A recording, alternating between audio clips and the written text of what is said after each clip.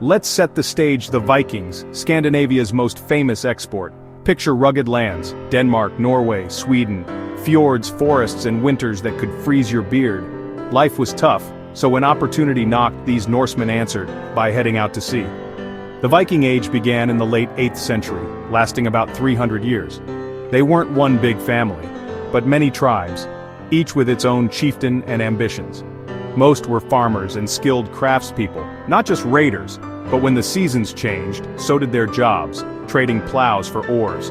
Their society was complex laws, epic stories, and gods like Odin and Thor.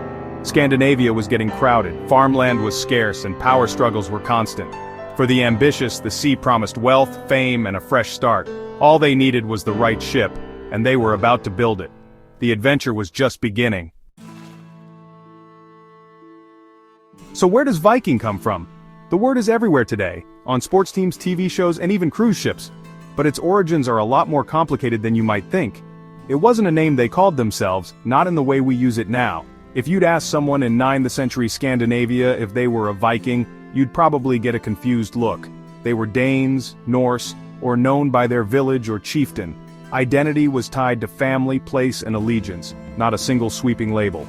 Viking was more a job description, something you did, not who you were. It was an activity, a pursuit, a way to make a living or seek adventure. One season a farmer, the next a Viking. Talk about a side hustle. For many it was a temporary role, not a lifelong identity. The word likely comes from Old Norse Vikinger, maybe bay dweller or pirate. Scholars still debate its exact meaning, but it always implied action, movement, and risk. It was what others called them after a raid, not a compliment.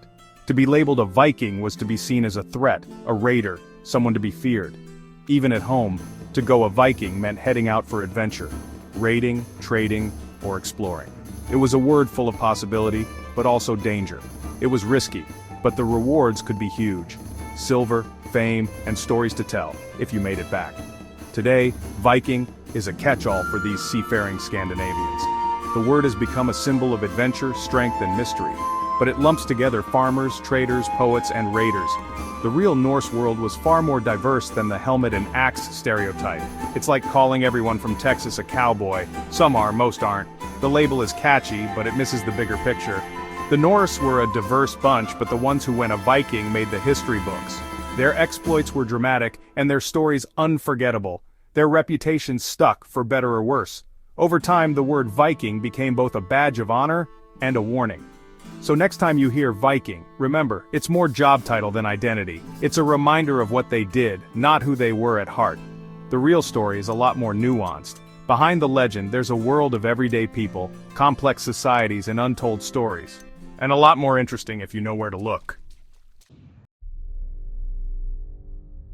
You can't go a Viking without a ride, and the Vikings had the legendary Longship. Sleek, fast, and built for both ocean and river, these ships were engineering marvels.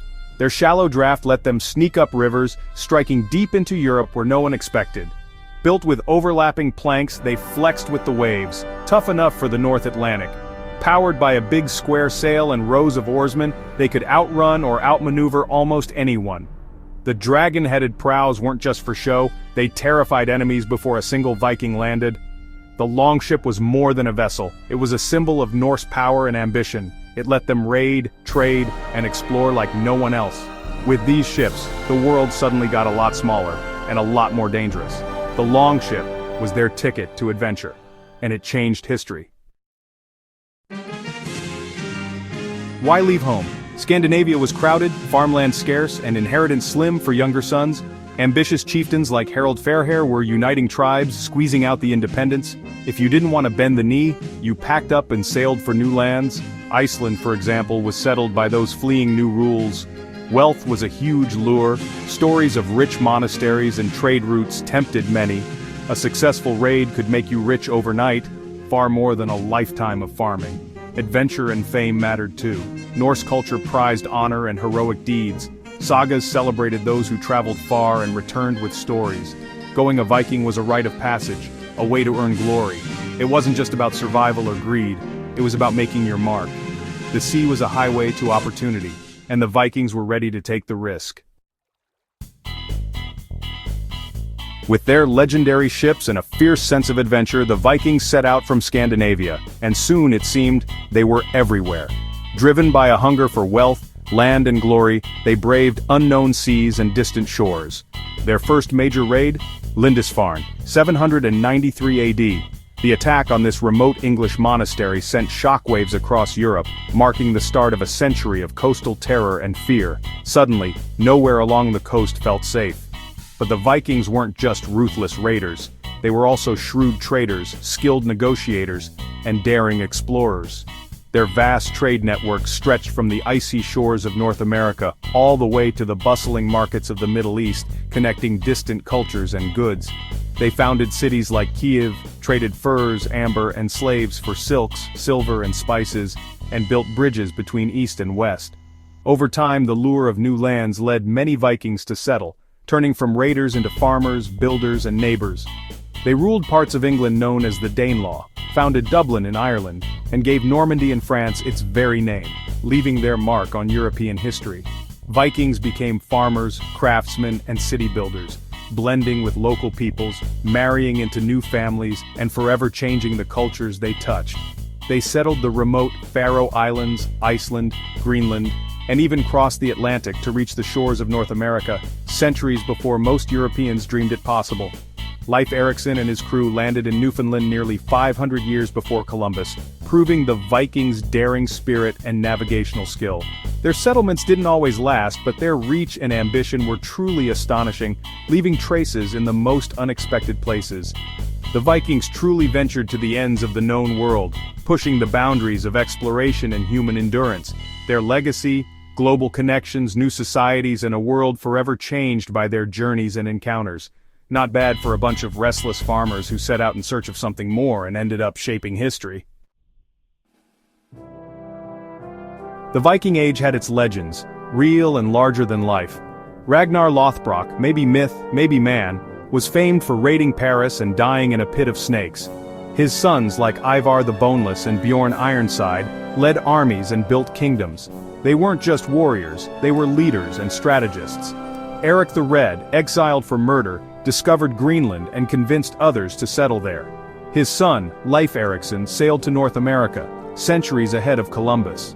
Then came the kings who ended the Viking Age: Harald Bluetooth in Denmark, Olaf Tryggvason and Olaf II in Norway. They united kingdoms and brought Christianity, transforming Norse society. These figures turned raiders into nation builders. Their stories are messy, epic, and unforgettable, and they shaped the world we know today.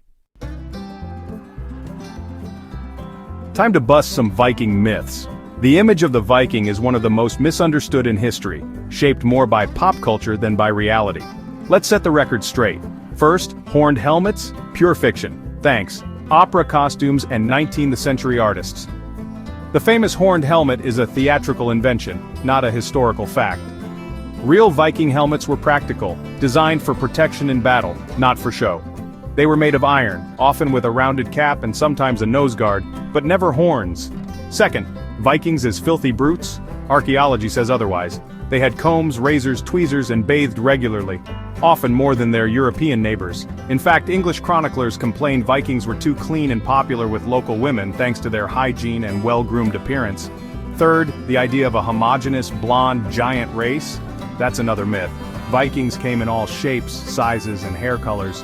Vikings were a multicultural mix thanks to centuries of trade, travel, and settlement across vast regions. DNA evidence reveals roots from all over Europe and even Asia, showing just how connected the Viking world really was. They weren't all blonde, many were brunettes or redheads, reflecting the diversity of their ancestry. The Viking world was a melting pot, not a stereotype. Their communities were vibrant, diverse, and ever-changing. Their legacy didn't end with raiding. Vikings were explorers, traders, and settlers who shaped the world in countless ways. They became Normans in France, Russes in Russia, and left their mark on language, politics, and culture across continents. The Viking Age ended gradually, as Norsemen settled, intermarried, and assimilated into new societies, blending their traditions with others. Their story is one of exploration, innovation, and lasting influence, far beyond the battlefield. Not just dirty work, world-changing work. The real Vikings were far more fascinating than the myths suggest.